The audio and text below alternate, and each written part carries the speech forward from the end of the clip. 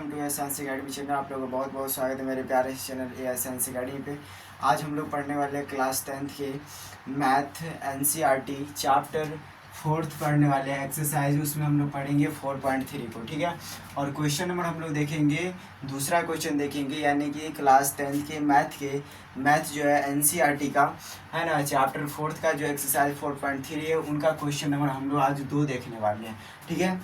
तो चलिए हम अपने प्यारे से वीडियो को शुरुआत करते हैं। उससे पहले छोटा सा इन्फॉर्मेशन आप लोगों को दे दें कि आप लोग जो है ना, आप लोग को पूरा कंटेंट दिया जा रहा है हर चैप्टर का, मतलब कि हर चैप्टर का हम लेकर के आएंगे। अभी 4 चैप्टर चल रहा है और 4 चैप्टर आएगा, उसके बाद जितना 15 का 15 चैप्टर आपको सिलेबस कंटिन्यूसली पढ़ाया जाएगा। और दोनों मतलब कि फेसबुक पर भी पढ़ाया जाएगा और आपको व्हाट्सअप चैनल पे भी पढ़ाया जाएगा। और व्हाट्सअप चैनल पे पीडीएफ देते हैं। और उसके बाद क्या बोलते हैं, फेसबुक पर कन्हैया कुमार से जो आईडी चले उस पर भी वीडियो अपलोड होता है रोज़।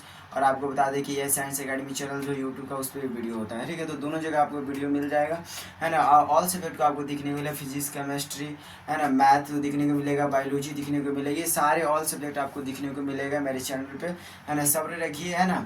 और अच्छा लगता है वीडियो तो सब्सक्राइब कीजिए, लाइक कीजिए, कमेंट कीजिए, शेयर कीजिए, ठीक है। चलिए हम लोग बिना देर के अपने वीडियो को शुरू करते हैं। देखिए क्या कह रहा है, क्वेश्चन कह रहा है कि उपयुक्त प्रश्न 1 में, यानी कि उपयुक्त प्रश्न 1 में दिए गए द्विघात समीकरणों के मूल्य द्विघात सूत्र का उपयोग करके ज्ञात कीजिए। यानी कि देखो कहने का मतलब क्या बन रहा है इसका, कह रहा है कि उपयुक्त प्रश्न में, उपयुक्त एक प्रश्न मतलब इससे दूसरा ये प्रश्न है, इससे पहला वाला जो हम लोग सॉल्व किए हुए हैं, है ना। यानी कि जो हम लोग एनसीईआरटी बुक जो पढ़ते हैं, इसका जो पहला नंबर क्वेश्चन था, इसमें 4 जो रोमन संख्या है ना, 4.3 का जो पहला नंबर क्वेश्चन है ना, उसमें जो 4 को क्या यहाँ पे 4 को प्रश्न था, रोमन संख्या 4 थे यहाँ पे। तो वही बात बता रहा है कि उपयुक्त प्रश्न 1 में जो ऊपर प्रश्न, इसे मतलब 2 नंबर बना रहे, तो 1 नंबर की बात करें कि 1 नंबर जो प्रश्न है उसमें दिए गए द्विघात समीकरण, उसमें जो कुछ द्विघात समीकरण दिए गए हैं, है ना, उनके क्या निकालना है, मूल्य। द्विघात समीकरण के मूल्य ज्ञात करना है किस विधि द्वारा, द्विघात सूत्र का उपयोग करते हुए क्या करना है उसका, यानी कि द्विघात सूत्र का उपयोग करते हुए उसका मूल्य ज्ञात करना है। समझिए ना बात को। चलिए तो हम अपनी वीडियो को शुरुआत करते हैं। अब आगे देखिए हम लोग यानी कि प्रश्न संख्या 1, यानी कि प्रश्न जो 1 है कि नहीं, यानी कि प्रश्न 1 है, 1 में जो रोमन संख्या है उस वो द्विघात समीकरण है, उसका क्या करना है, द्विघात समीकरण को, है ना, उसको द्विघात सूत्र के प्रयोग करके उसका क्या निकालना है, मूल्य ज्ञात करना है। समझ बात को। तो चलिए हम लोग शुरू करते हैं यहाँ पे, तो है ना। तो यहाँ पे प्रश्न 1 में, यानी कि 1 नंबर प्रश्न में 4 रोमन संख्या है। कितने रोमन संख्या, 1 है, 2 है ना, 3 है ना, और बता दें आपको कि 4 है। ये 4 रोमन संख्या, ये चारों का चारों क्या है, द्विघात समीकरण है। क्या है, द्विघात समीकरण है ना, द्विघात समीकरण है। और इस समीकरण का, है ना, इस समीकरण क्या निकालना है, मूल्य ज्ञात करना है। और मूल्य ज्ञात करना, और ये प्रश्न बोला है ज्ञात करने के लिए किससे, मूल्य किससे बोला है ज्ञात करने के लिए, द्विघात सूत्र का, यानी द्विघात सूत्र का प्रयोग करके मूल्य ज्ञात करना है, ठीक है। तो चलिए हम लोग, यानी कि है ना, प्रश्न नंबर 1 का जो रोमन संख्या 1 है उसको हम लोग पहले आप सॉल्व करते हैं, ठीक है ना। तो 1 को हम लोग सॉल्व करते हैं सबसे पहले द्विघात सूत्र का प्रयोग करके। चलिए हम लोग करते हैं। तो सबसे पहले क्वेश्चन को एक बार हम लोग रीड कर लेंगे। 2x² - 7x + 3 = 0 है ना। तो इसको सॉल्व करना है द्विघात सूत्र का प्रयोग करके। तो चलिए द्विघात सूत्र का प्रयोग करके हम लोग देखते हैं, आसानी से स्टेप बाय स्टेप देखेंगे, ठीक है। तो द्विघात सूत्र का पहले यहाँ पे थोड़ा सा फार्मूला देख लीजिए क्या होता है, द्विघात सूत्र का फार्मूला क्या होता है। द्विघात सूत्र का फार्मूला क्या हो जाएगा, ध्यान से देखिए क्या होता है, -b ± √b² -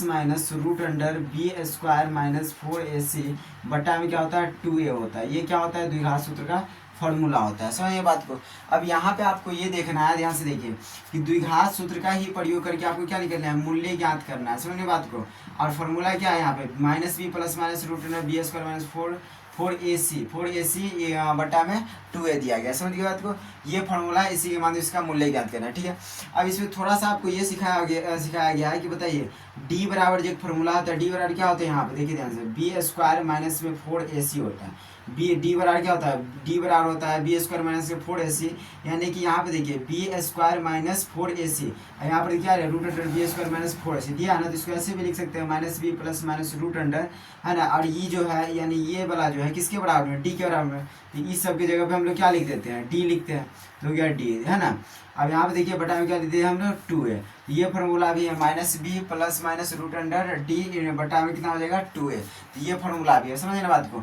तो हम लोग देखिए दोनों में से किसी फार्मूला के लिए आंसर वही आएगा, है कि नहीं। तो हम लोग क्या करते हैं, ध्यान से देखिए, इस फार्मूला का ही यूज कर लेंगे, इसमें क्या करेंगे देखो ध्यान से, और ये वाला यूज करेंगे, मतलब दोनों यूज कर सकते हैं। तो हम इससे बना रहे हैं अभी, अब इससे इसलिए बनाएंगे, देखिए पहले हम लोग डी याद कर लेंगे, अगर उसका मूल्य का मतलब कि उसका मूल्य का जो अस्तुत्व है ना, यानी कि 0 से अधिक जाए, या तो 0 होगा या तो 0 से अधिक जाएगा, तब उसका क्या होगा, इस प्रोसेस पर आ सकता है। अगर माइनस में चल गया तो नहीं होगा। तो हम लोग यहाँ पे पहले करके देखते हैं कि कैसा उसका आता है, उसके बाद हम लोग आगे की ओर इस पर बैठा करके आगे सॉल्व करेंगे, ठीक है। तो चलिए हम लोग अभी इस फॉर्मूला का यूज करके बनाएंगे। पहले हम लोग डी निकालते हैं, है ना, पहले डी निकालते हैं। तो हम लोग लिखेंगे सबसे पहले यहाँ, क्या लिखेंगे, यहाँ, है ना, यहाँ लिख दिए, ध्यान से देखिए।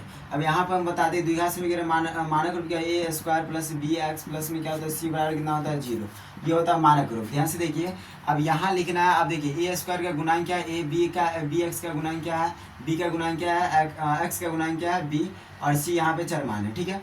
तो चलिए हम यहाँ ए का मान कितना हो जाएगा, ए का मान हो गया 2, है ना, एक्स स्क्वायर का गुणांक, बी का मान कितना होगा -7, सी का मान कितना हो जाएगा 3 हो जाएगा, ठीक है। सी का मान हो गया 3। अब यहाँ से आपको क्या लिखना है, क्या लिखेंगे हम लोग, लिखेंगे हम जानते हैं, क्या लिखेंगे, हम जानते हैं कि, हम जानते हैं कि, है ना, हम जानते हैं कि। अब देखिए हम क्या जानते हैं, तो यहाँ पे लिखेंगे डी बराबर बी स्क्वायर माइनस 4ac, है ना। तो यहाँ पे बी का मान कितना दिया -7, लिखेंगे -7 का स्क्वायर माइनस, है ना, उसके बाद क्या देंगे हम लोग 4 गुने, ए का मान कितना है 2 है, और सी का मान कितना है 3 है।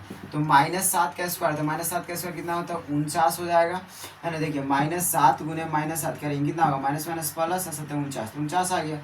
उसके बाद माइनस 4 दूनी कितना 8, 8 3 कितना हो जाएगा 24, ठीक है। अब यहाँ देखिए 49 में 24 घटाना है, तो 9 में से 4 गया कितना बचेगा 5, फिर 4 में से 2 गया तो कितना बचेगा 25 बचेगा, है ना। तो डी का मान कितना आ गया हमारा 25 आएगा, डी का मान कितना आ गया यहाँ पे 25 आया, ठीक है। अब चलिए डी का मान 25 आ गया। अब ध्यान से देखिए, तो यहाँ पर जो डी का मान है इसका बताइए अस्तुत्व कैसा है, ये 0 से कम है या 0 के बराबर है या 0 से अधिक है। तो ये क्या है 0 से अधिक है, प्लस की तरफ है कि नहीं है। तो इसका क्या हो सकता है, इस फॉर्मूला पे यानी द्विघात सूत्र पे ये बन सकता है। तो चलिए हम लोग आगे की ओर बनाते हैं। अब यहाँ पे हम लोग लिखेंगे, अब क्या लिखेंगे आगे, अब लिखेंगे, फिर लिखेंगे यहाँ पे हम लोग, यहाँ पर हम लोग क्या लिखेंगे, ध्यान से देखिए, यहाँ पर हम लोग लिखते हैं मूल्य बराबर, किसके बराबर, मूल्य यानी कि x बराबर, ठीक है। x बराबर यानी लिखते हैं हम लोग रूट अंडर, क्या लिखेंगे रूट अंडर कह रहे हैं, मूल्य बराबर लिखते हैं हम लोग, यानी कि x बराबर -b plus minus root under, है ना। यहाँ पे देखिए d, है ना, और यहाँ पे क्या कर देंगे हम लोग 2a, ये क्या हो गया फॉर्मूला, इस पर आप बैठाते हैं। -b, माइनस का माइनस b का मान यहाँ पे कितना -7, तो यहाँ देंगे -7 ब्रैकेट में दे देते हैं plus minus root under, D का मान कितना है 25 है, तो यहाँ पे क्या करेंगे हम लोग 25, क्योंकि यहाँ पर ही हम निकाल लिया है ना बी स्क्वायर -4 इसीलिए वहाँ पे हम लोग यहाँ पे ये वाला नहीं लिखे फॉर्मूला बी स्क्वायर -4ac, ठीक है ना, यहाँ पर नहीं लिखा गया।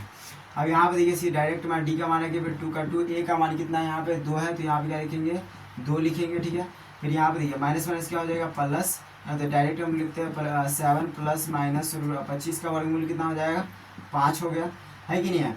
और दो दूनी कितना हो गया 4, एक बार हम लोग प्लस के लिए एक बार माइनस के लिए लेंगे, तो 7 + 5 बटा में 4, फिर कॉमा देंगे 7 - 5 बटा में क्या दिए 4 दिए।